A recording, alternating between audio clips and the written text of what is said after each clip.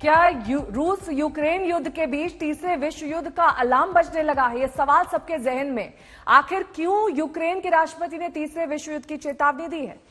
तो आपको बता देते हैं कि पुतिन के हुक्म पर रूस अब किन्जर हाइपरसोनिक मिसाइल दाग रहा है, जो अपनी स्पीड से यूक्रेन के एयर डिफेंस सिस्टम को धोखा दे रहे हैं। दूसरी तरफ ज़ेलेंस्की कह रहे हैं कि अगर पुतिन से उनकी बातचीत टूटी तो विश्व युद्ध हो सकता है। यही नहीं, वो आरोप लगा रहे हैं कि रूस ने उनकी हत्या के लिए भाड़े के हथियारों को भेजा है। इन सब के बीच अमेरिकी राष्ट्रपति जो बाइडेन पोलैंड आ रहे हैं, जहां वो यूक्रेन की मदद को लेकर बातचीत करेंगे।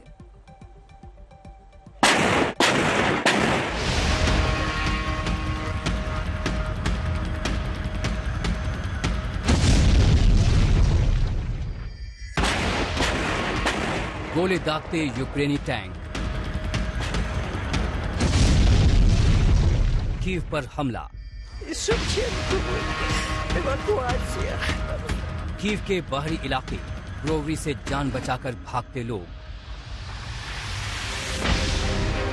26वें दिन भी यूक्रेन रूस महायुद्ध जारी है। अगला हर पल पूरे विश्व पर भारी है, क्योंकि रूस अब सबसे संहारक हथियारों से हमले कर रहा है। वहीं रूस के हमलों के जवाब में यूक्रेनी टैंकों की गोलाबारी तेज हो गई है। तो दूसरी तरफ रूस ने कीव के शॉपिंग सेंटर पर बमबारी से यूक्रेन की राजधानी को फिर से दहला दिया। रूस के ताबड़तोड़ हमलों से दहशतजदा लोग कीव के बाहरी इलाके ब्रोवरी से आनन फानन में भागते दिखे। क्या ये एक देश, उसके इतिहास, उसके वर्तमान, उसकी आबादी, उसकी संस्कृति के नामो निशान मिटा देने वाला युद्ध है? क्या अब इसके आगे तीसरा विश्व युद्ध है? इजरायली संसद और इजरायल के लोगों को अपने संबोधन में यूक्रेन के राष्ट्रपति ज़ेलेंस्की ने पूरी दुनिया को आगाह किया है कि मौजूदा हालात दूसरे विश्व युद्ध की तरह है, और दूसरे विश्व युद्ध में जिस तरह यहूदियों का समूल मिटा देने वाले बर्बर हमले हुए थे, वैसे ही फाइनल सॉल्यूशन की बात इस बार मॉस्को में की जा रही है। Років тому рятували євреїв, і тому серед нас є праведники народів світу, народи Ізраїлю. Тепер і у вас є такий вибір. Дякую вам. Дякую за все. दरअसल हिटलर ने नाजियों के साथ मिलकर यहूदियों को खत्म करने की साजिश रची थी, और अपनी साजिश को उसने फाइनल सॉल्यूशन नाम दिया था।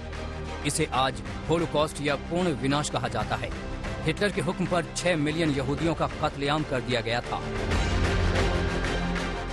ज़ेलेंस्की खुद भी यहूदी हैं, और यूक्रेन में यहूदियों की बहुत बड़ी तादाद है, और इस वजह से जब ज़ेलेंस्की इजराइल को दूसरे विश्व युद्ध की इस खौफनाक घटना को याद दिला रहे थे, तब बड़ी संख्या में यहूदी देश इजराइल के लोग उनका ये भाषण सुन रहे थे।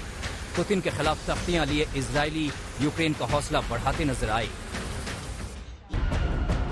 इसी संबोधन में ज़ेलेंस्की ने कहा कि वो पुतिन से बात करने को तैयार हैं, मगर ये बातचीत टूटी तो इसका अंजाम तीसरे विश्व युद्ध के तौर पर होगा।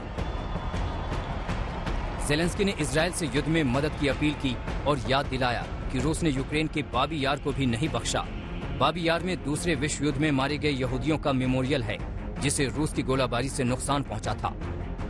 साफ है कि ज़ेलेंस्की यहूदियों के नाम पर रूस के खिलाफ इजराइल में भावनाओं का तूफान खड़ा करना चाहते हैं, मगर इजराइल फूंक फूंक कर कदम रख रहा है। इजराइल के प्रधानमंत्री नेफ्ताली बेनेट रूस और यूक्रेन के बीच मध्यस्थता कर रहे हैं। 5 मार्च को वो अचानक मॉस्को पहुंचे और उन्होंने राष्ट्रपति पुतिन से मुलाकात की। उसके बाद से बेनेट 2 बार पुतिन से और 6 बार ज़ेलेंस्की से बात कर चुके हैं। इसकी वजह यह है कि यूक्रेन और रूस दोनों में बड़ी संख्या में यहूदी रहते हैं, लिहाजा वो दोनों में से किसी को भी नाराज करना नहीं चाहते। इजराइल में कुछ लोगों के मुताबिक ज़ेलेंस्की का बयान गैर जिम्मेदाराना है, और ऐसे बयानों से महायुद्ध के विश्व युद्ध में बदलने का खतरा बढ़ता जा रहा है। कीव में राजेश पवार के साथ आज तक ब्यूरो।